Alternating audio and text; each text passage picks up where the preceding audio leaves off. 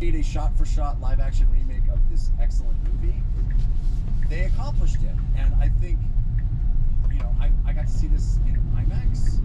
There's sequences where it full frames into the IMAX aspect ratio. A lot of those sequences are the flying sequences, and those are awesome. They're awesome. You feel like you're enveloped in that moment, but I felt like that with the animated version too. I loved the flying sequences in the animated version. I felt like I was flying alongside Hiccup and Toothless there.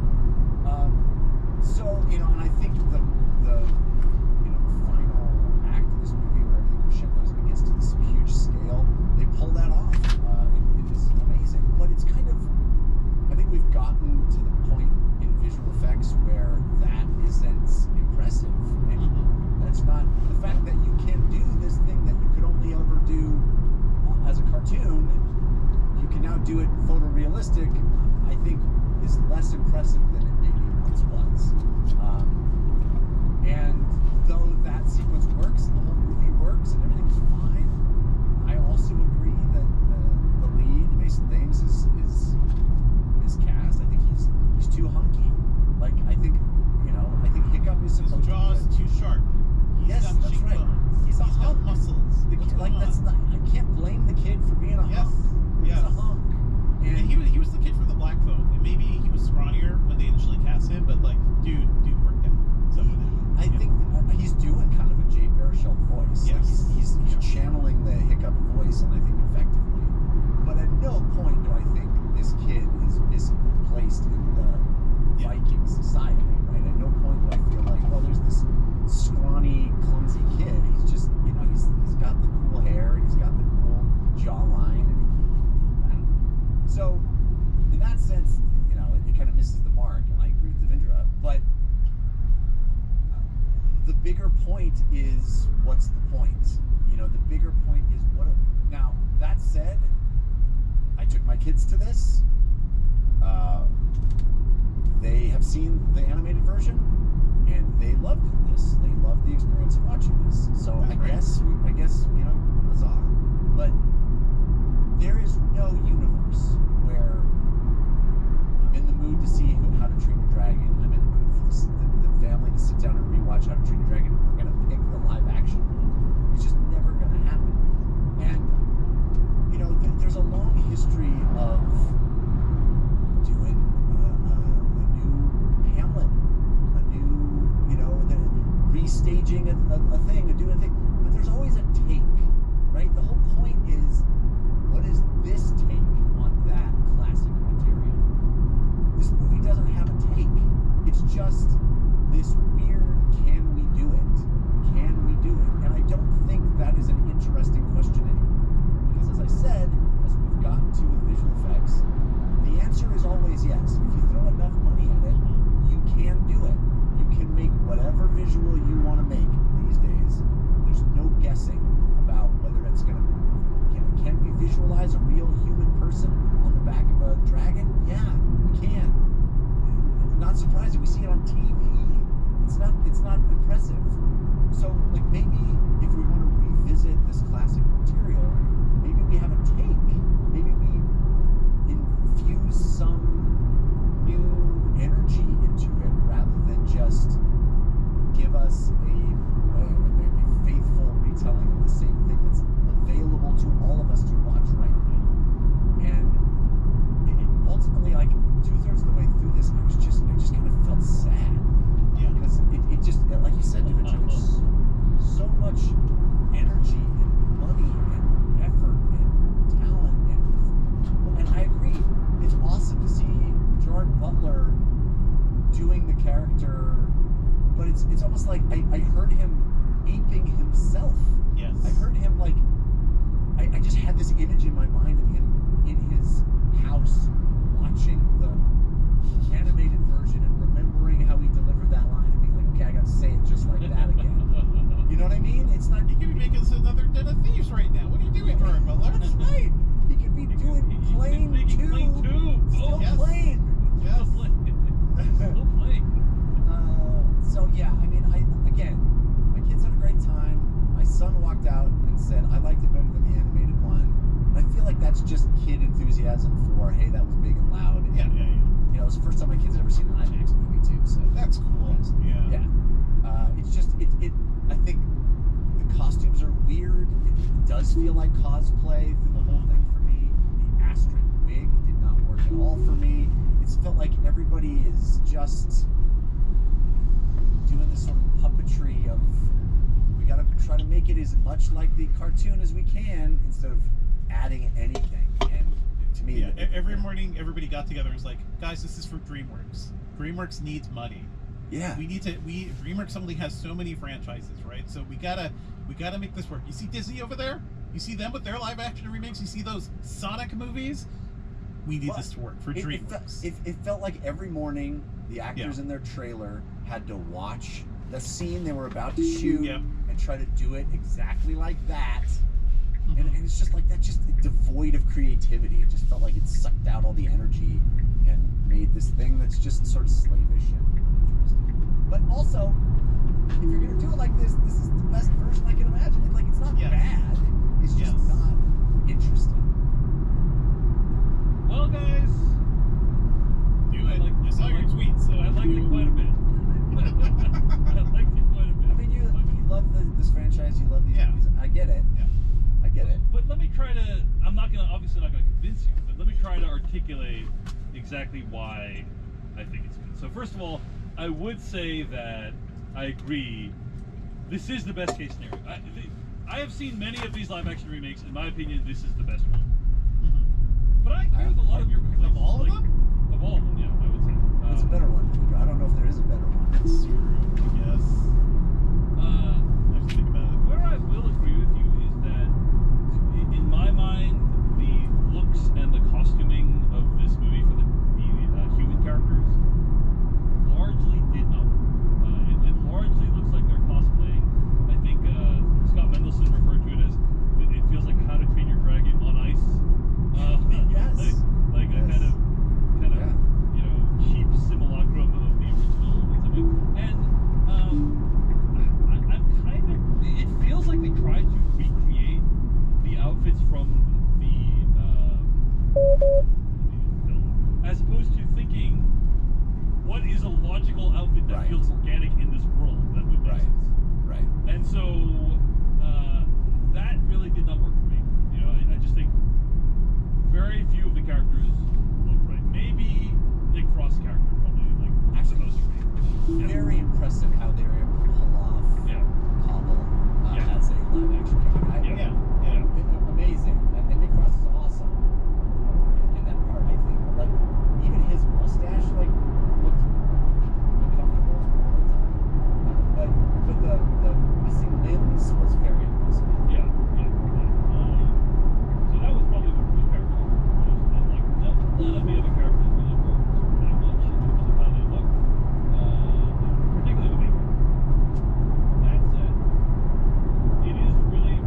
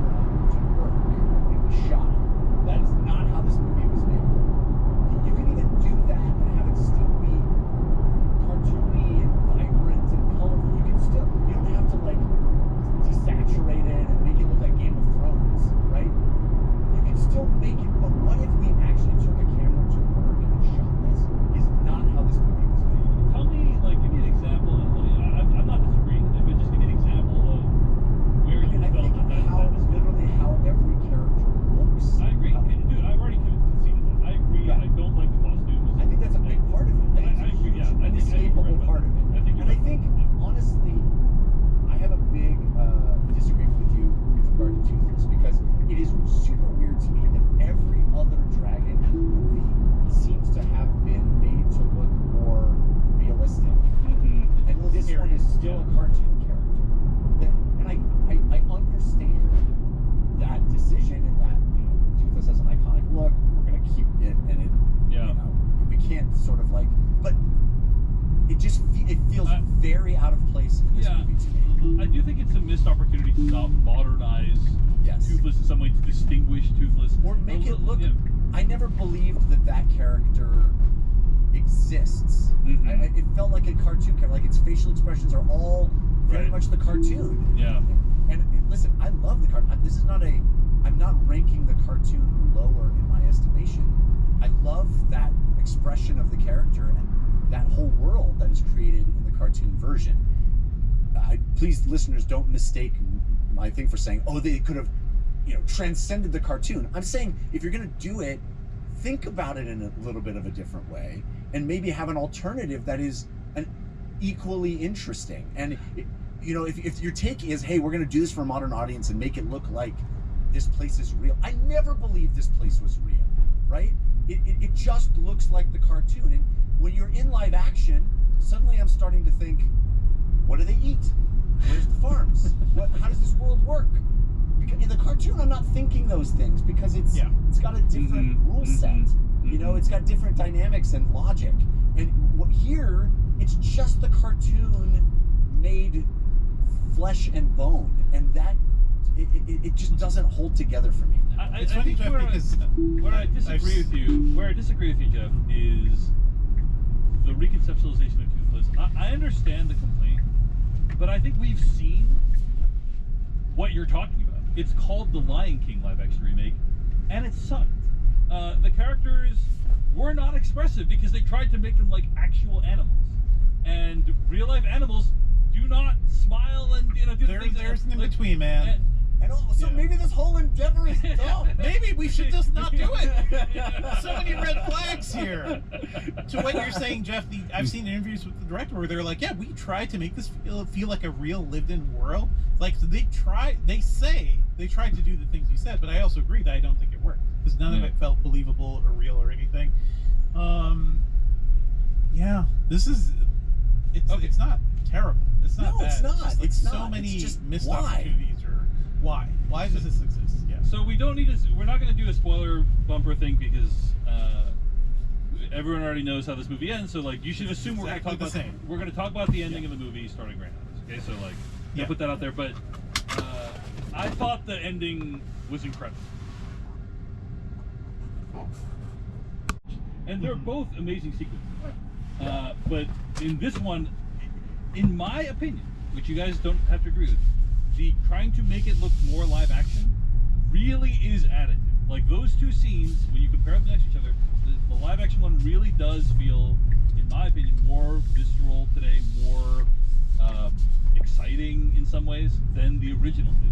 They're both great, but like, there's something about, they really changed the design. They made it more... It's a Godzilla movie. It feels like larger, the teeth are really gnarly, So I thought the final action sequence was really impressive, and to me, this movie, How to Train Your Dragon live action remake, showed how a live action remake can be additive. I agree that there's problems. I think the looks of the characters are real bad and pull me out of the film, but this was the first time where I actually realized what the potential of a live action remake could be. Of like, oh wow, like it really does feel different. Just the act of making redesigning these dragons a little bit and making this feel more like from our planet really does. Is that I don't know if additive is the word there. It's just different. Is the thing. To me, additive means you're effectively changing the formula of what happens. Like this movie has the same gaping plot holes that sort of the original one did too. Like stuff is happening at the Dragon Island. Now the kids have to ride these new dragons, and they just do it in like 5 minutes, right? They befriend these dragons, which they have been trained by birth to kill, and they learn how to fly them all the way to the island safely in the matter of minutes. And I feel like that's the sort of thing where like, okay, you're trying to be more realistic. Explain that. Give me a reason for that happening. This movie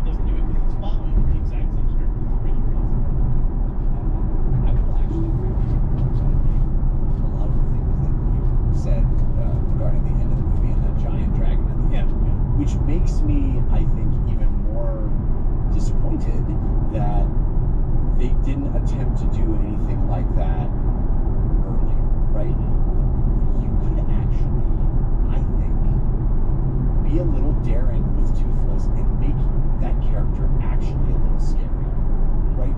Wouldn't it be interesting if you have this real human being risking their life instead of encountering a puppy dog? You know, the Night Fury is supposed to be this terrifying thing. And in the context of the cartoon, like, it's all goofy, right? All the dragons have googly eyes and are, you know, flopping around and being silly. Right. And that's fine, and that's fun, and I loved it, and it's cool. And then Toothless shows up and it's a puppy dog, right? Remember Dragonheart, guys? Not a great movie. I fell for Dragonheart. A little Sean Connery. It is Yeah, true, there you go. Jeff, that a lot of the dragons in this movie that weren't toothless were way scarier than Toothless. I agree. Yes. That is a weird. And I get it. You're making a kids movie about. I mean, that it literally is a metaphor for pet ownership. Right? Yeah. Yeah. I get it. That's. I love the original. It just makes you feel like any pet you've ever had. It's just, I remember my puppy. But if you're doing it live action, instead of having Toothless be this cartoon, you know, dog, you can actually make it feel like, oh my gosh, this kid is taking his life in his hands to do something daring and bold. And again, that's a take, right? Maybe it's not the take that would work best, but at least it's a take. And this movie has no take. It's literally just, let's do it again. Even just changing that a bit, Jeff. Toothless is not dog-like. Toothless is cat-like. Well, I think he's both. I think he's both. Cat stuff. He's a little His qualities both. I'm just not a But cat person, so I made it dog. My head canon's dog. Show, like the anime version, like lean more into the cat stuff, the way the eyes work, the way he moves and sleeps, basically like burns and cuddles together. If they had lean more dog-like, make it a more angular, you know, creature rather than completely all round. Like it's made to look round and friendly. That character model is not much different than the anime. I believe It's just more weird. that Falcor exists Yes. than Toothless. You know, Falcor.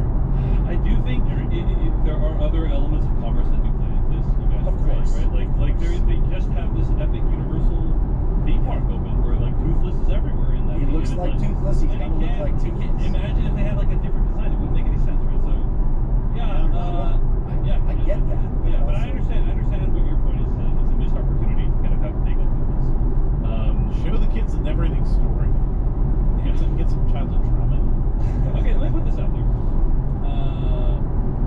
I did find it interesting that despite being like mostly a shot-for-shot remake, the movie's half an hour long. What goes into that half an hour? I have some answers for you. One of them is a lot of the scenes are paced slow. Yes. Because there's stuff that you can do in animation that's like you can just do boop, boop, boop, boop, like hit, beat, beat, beat, beat, and it just doesn't work that quickly in live action. And so as a result, the music has to change. Like they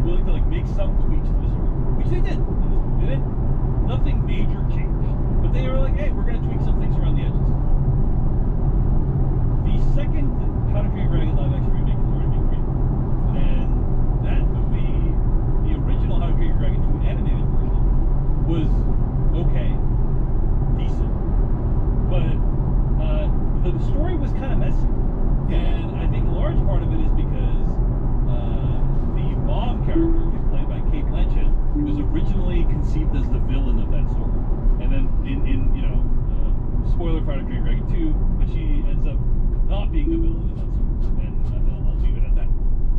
I am really curious if they're going to change it. And, you know, if they're going to like make it more interesting. Now, certainly nothing we've seen here indicates that. But Yeah, they've done nothing great. But they could. That would be so cool. That would be so cool. That would be great. The live action That version would be great. I will, some I of the will mistakes. eat my words if that happens. Mark Yes. this. Mark I will this eat my time. words if that happens. Yeah. I give it about a 1% chance of happening. Okay. All right. Well, if it does, that would be incredible. Right?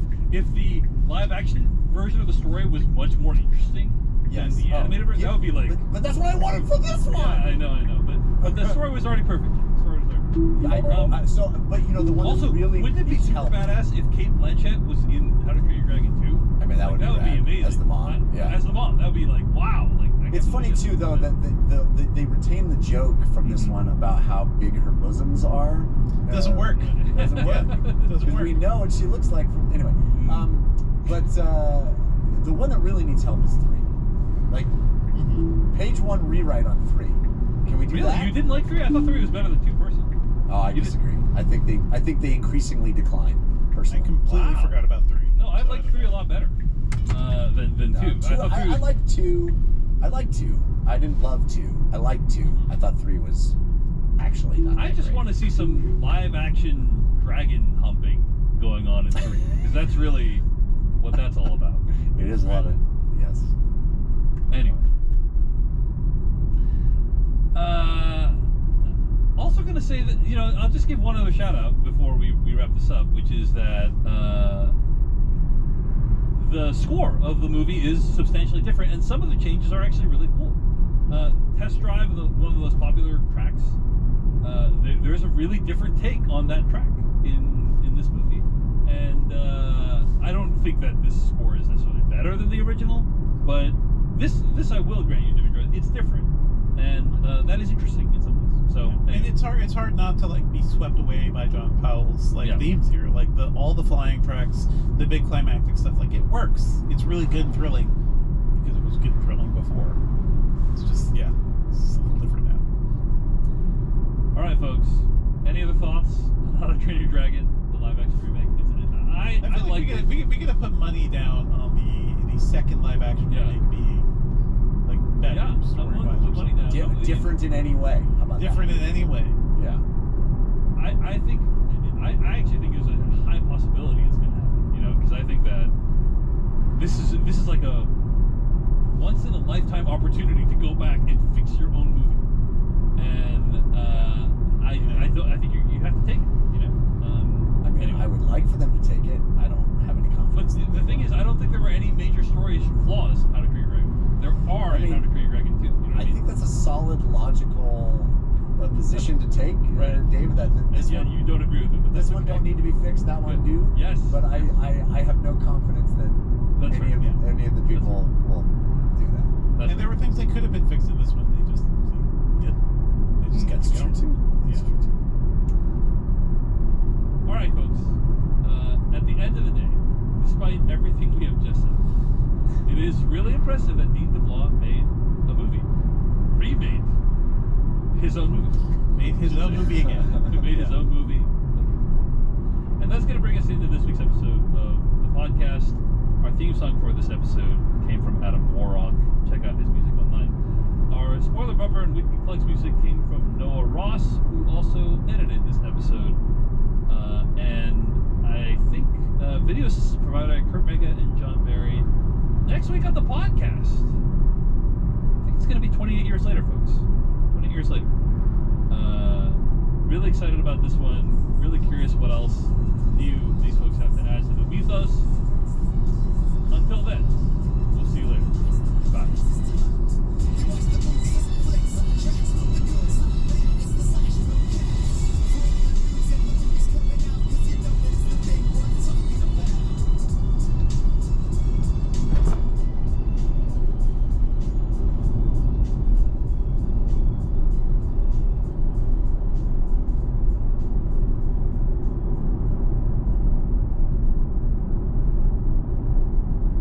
Ja siinä oli kesäsää. Seuraavaksi kai. Löydä luonnonvoimasi. Ja se tuntui toimivan, koska se ei sitten koskaan hirveästi ihmeellä. Paitsi jos olet rikas. Niin, se on se golden Jos olet ticket. rikas, niin sit golden ticket. Mut valitettavasti silloin 2006 niin ainakaan pelitoimittajat ei ollut sillä rikas. Edes silloin saati sitten nyt. Edes kulta-aikana ei ollut rikkaita. Kyllä, ja sit kun se reissu oli, että siinä tosissaan oli... Kaikki se raha, mitä me saadaan pelikirmoilta, mitä se ei näy. Niin, siitä, jos joku ikinä miettii, että kuinka paljon, mä edelleen luen näen juttuja, taas meitä tangentti. No niin, eli se tangentti nyt, muistakaa, että me palataan siihen kohtaan, että me mennään sen jenkkeihin, mutta se tangentti on nyt se, että kun mä edelleen näen vuonna 2025 juttuja, että joku arvostelu on maksettu, niin, kuka sä luulet, että maksaa niistä oikeesti? Ketä kiinnostaa maksaa jollekin kälyselle pelitoimittajalle yhtään mitään mistään? Ei edes pelitoimittajan työnantajaa kiinnosta niitä. Mitä sä luulet, että joku firma jossain kaukana haluaa sille antaa rahaa, niin ei todellakaan. Niin se ajatus on vaan niin naurettava, että se ärsyttää mua joka kerta. Ja okei, palataan nyt sitten taas tähän jenkkimatkaan. No kuitenkin jenkkimatkalla mun matkaseura oli terveiset heille, eli Thomas ja Lassi, jotka molemmat oli siinä vaiheessa muhun verrattuna semmosia tosi kokeneita matkustajia ja myös, että nämä olisi molemmat aika kansainvälisiä ihmisiä edelleen tänä